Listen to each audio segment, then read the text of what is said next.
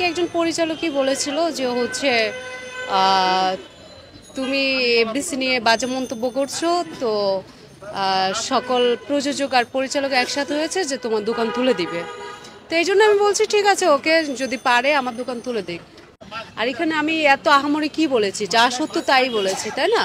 আর এখানে আমি সবার নাম আমি আছে না এক্সপ্রেস করি নাই যে সবাই বা কিছু। আমি বলছি যে 100 থেকে 99%ই এমন, এটাই বলেছে।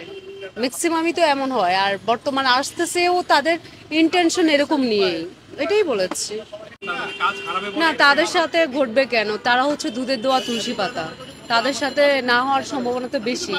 আমি তো ভাই দুধের দোয়া তুলসী পাতা না, আমার সাথে হতে পারে, আমাকে প্রপোজ করতেই পারে। কারণ তারা হচ্ছে ওরকম, হয়তো তাদেরকে বলতে ভয় করে, এই জন্য বলে নাই। বুঝতে পেরেছেন? মানে বিষয়টা এরকম না যে শুধু আমি ফেস হয়েছি তার মানে আমি হচ্ছে দুধের দোয়া তুলসী পাতা না, তারা দুধের দোয়া তুলসী পাতা, এই জন্য তারা ফেস হয় নাই। বিষয়টাতে এরকমই দাঁড়ায়। প্রতিবাদী নারী পুরুষ কথা না, আপনি দেখবেন সত্য যেখানেই বলে সত্যের ভাত নাই। আপনি প্রতিবাদ করবেন, আপনার ভাত থাকবে না, এটা স্বাভাবিক। সো আমি কখনো কোনো কিছু আশায় আমি একটা কথা বলি না, আমি বলি সত্য যেটা সেটাই। কোনো কিছু পাবো সে আশায় আমি কখনো প্রতিবাদ করি না বা সত্য কথা বলি না। প্রতিবাদ করি যখন আমি একটা জিনিসই জানি যেটা হচ্ছে যে অন্যায় করে আর যে অন্যায়কে প্রশ্রয় দেয় দুজনই কিন্তু সমান অধিকারে খারাপ থাকে। সো আমি অন্যায় দেখে কিন্তু আমি অন্যায়কে প্রশ্রয় দিতে পারি না, ঠিক আছে? আর এতে আমার যে বেনিফিট আছে, আমার কোনো বেনিফিট নাই। এতে উল্টো আমার পেছনে আরো শত্রু লেগে থাকে, শত্রু লাগবে, বন্ধু কখনো হবে না, এটাই নিয়ম। আমি বাংলাদেশ মিডিয়াতে কাজ করার কোনো ইন্টেনশন আমার নাই, ঠিক আছে? আর সেটা আসলে পরবর্তীতে দেখা যাবে।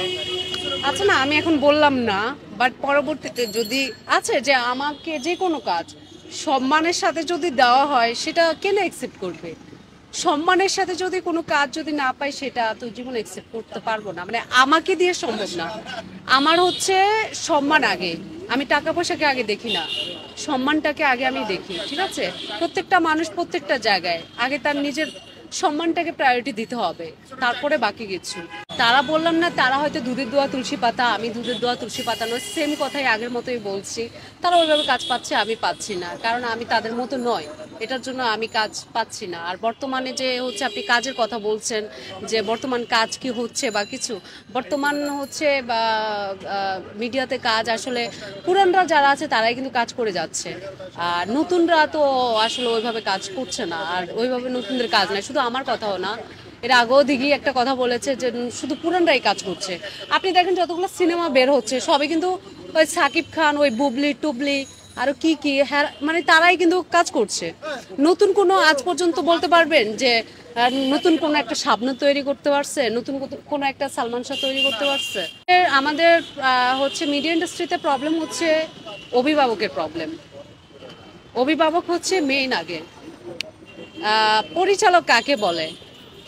একজন গার্ডিয়ান, অভিভাবক। পরিচালক হচ্ছে গাইডলাইন দিবে, পরিচালনা করবে। সেখানে আগে অবশ্যই পরিচালকদেরকে আগে স্ট্রং হতে হবে। মেইন হচ্ছে পরিচালক, অবশ্যই, তাহলে আগের মতো করে হবে, না হলে হবে না। আর ইন্ডাস্ট্রিতে এখন পলিটিক্স, কাজের চেয়ে পলিটিক্সের চাহিদা বেশি বেড়ে গেছে। তো আমি বলবো এটা পলিটিক্সের জায়গা না। যদিও পলিটিক্স হয়, কই আমি তো কাজের কাজ কিছুই দেখছি না। কাজটাকে সবাইকে বলবো এটা একটা হচ্ছে এন্টারটেনমেন্টের হচ্ছে একটা প্রতিষ্ঠান। সো এখানে নতুনত্ব আর্টিস্ট তৈরি হবে, কাজ তৈরি হবে, গল্প তৈরি করবে, মেকিং করবে, এটা হচ্ছে এই জায়গা। এটা এখানে কেউ এমপি মন্ত্রী হবে না, এমপি মন্ত্রী মিনিস্টার হবে না।